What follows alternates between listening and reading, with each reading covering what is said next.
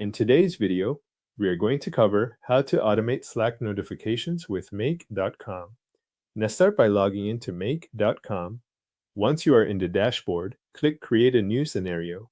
This opens the scenario builder where you will set up the workflow that sends your Slack notification. If this is your first time in the builder, the canvas may appear empty, which is exactly what you want for a new automation. Next, add the trigger module. This is the event that starts the scenario. Choose the app or service you want to watch for activity, such as Google Sheets, Gmail, or a webhook. The trigger should match the kind of event you want to report in Slack. If you are using a spreadsheet, that might be a new row. If you are using Gmail, it might be a new email. If you are using a webhook, it will be incoming data from another source. After selecting the trigger app, create or choose a connection. Make.com will ask for permission to access that app. Sign in with your account if needed, then approve the connection.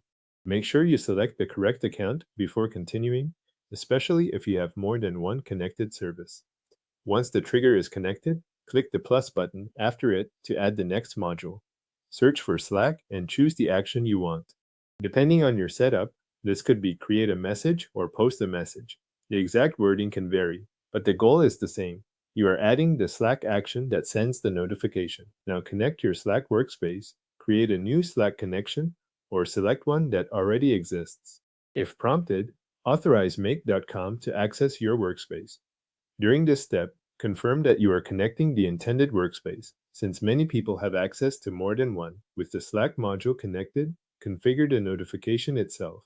Select the Slack channel or recipient where the message should go. Then write the message content. This is also where you can map dynamic data from the trigger module into the Slack message. For example, you can insert values pulled from a new spreadsheet row, an email subject, or data sent through a webhook. That allows each notification to include details from the event that triggered it. When the message is set up, test the automation. Click Run once in make.com, then create or send a test event from the trigger app. Watch the scenario process the event, and check Slack to confirm that the notification arrives in the right place and includes the expected information. If something does not look right, review the mapped fields and the selected destination.